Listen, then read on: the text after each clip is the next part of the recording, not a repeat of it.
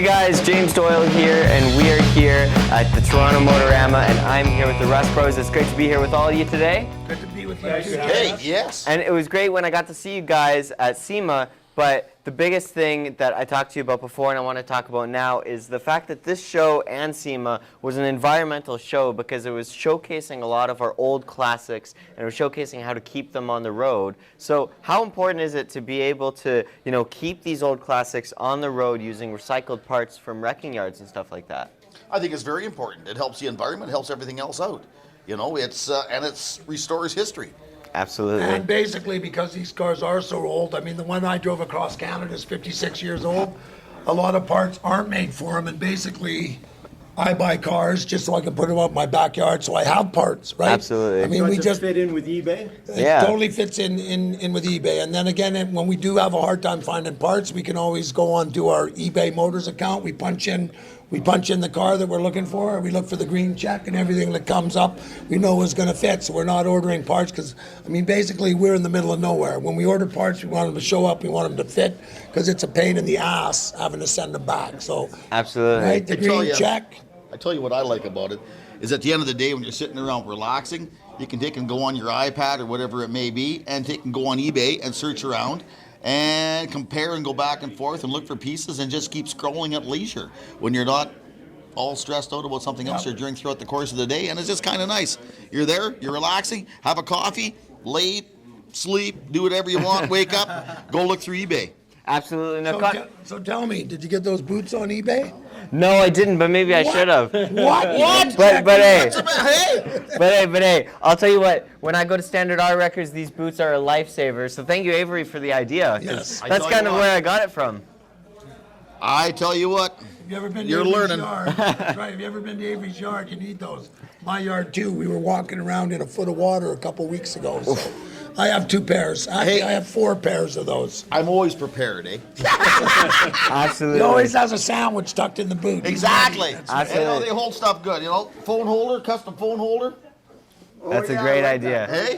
And now, Connor, your car is in the eBay booth, right? That is correct. So it's kind of cool because, the both of you guys were able to drive here in your car and take the long drive. Connor, you're kind of lazy, so you didn't really do that? Connor was working. I was working, so I got a real job. I got previous commitments. I couldn't afford to take 6 days to cross the country, so my car got put in a car hauler, and I just jumped on And the other thing about it is, it's not really a winter car. No.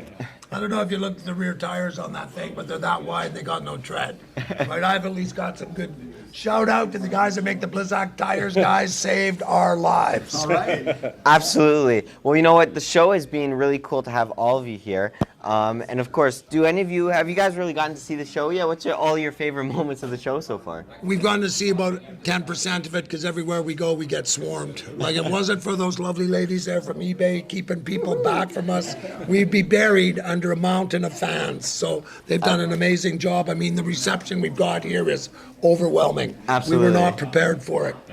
Yeah, it's like, SEMA was really busy, right? Because that was our first real car show we'd been to, and it was pretty eye-opening, and this is even worse than that because we're in better. Canada. Well, yeah, I should say there's more people here that know us, know who we are, right? So they're like, well, we're in Canada, right? Canadian show. We have a lot of fans here, and it's like, it's quite eye-opening walking in this building. Yes. Feeling the love? Feeling the love. I tell you what, It's making me paranoid. There's so much love out there. I tell you what, the people that we've met along this tour, the help that we've got is absolutely exponentially wonderful, hey? Avery can slaughter the English language like no other. Or he's doing well with it. That's another way, yeah. There you go. But Right again, from Banff, right? We had help in Banff. I tell you what, we've been helping Banff, Your friends in, where was it? Winnipeg.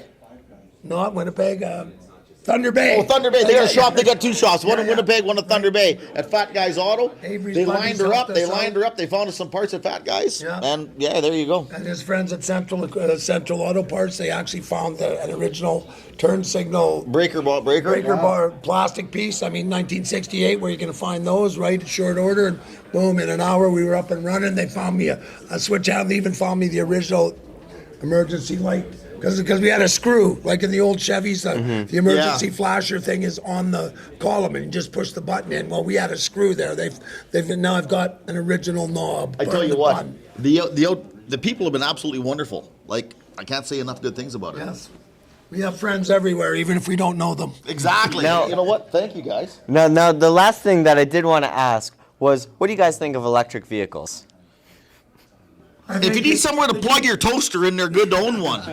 Well, until they have the infrastructure, I mean, you could talk about building electric vehicles all you want, but if you don't have the infrastructure to run them all, I mean, when there is a charging station everywhere, there's a gas station, they might have a place. Until then, I don't think, I mean, there's no way we'd have made it across Canada in a Tesla. And I know, Connor, you had, very good insight on it Yeah, too, right? so and the biggest thing for me is like our battery technology isn't there yet, right? When I can pull up to a charging station and in 5 minutes my car is fully charged as quick as I can pump gas, then I could see it being worthwhile because I drive a lot for work. I do 90,000 kilometers a year. I can't afford to drive 3 hours and pull over for 5 to charge my car to continue driving. That's right. It just doesn't make sense yet. And my problem is they're an environmental hazard. Yeah. Like they're an environmental hazard. They catch on fire. You can't put them out.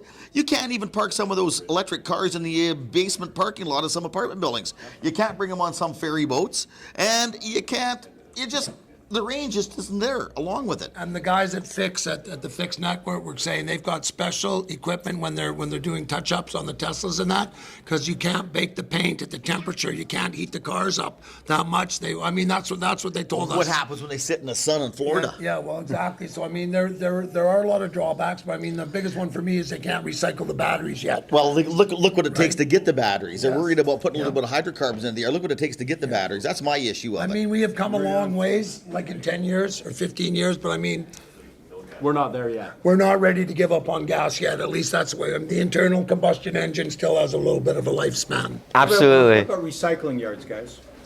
I love recycling yards, man. Every place I've ever lived has been a recycling yard. So, I mean, even if it didn't start out that way, once I lived there for a while, it's a recycling yard. Because, I mean, if you're going to have old cars, you need parts cars, especially the old Mopars. Because a Absolutely, lot yeah. of that stuff nobody makes. So if you can't find one or have a network of guys that actually have hoard, I mean, Mopar guys are the worst for hoarding, man. I mean, it's like prying teeth from a guy that's still alive. You know, I need a fender for my Super Bee. Yeah, right. What's Okay. the one that you got? Absolutely. I want to thank Standard Auto Records, of course, the yard I always like to go to, keeping all of the classics here in Toronto on the road.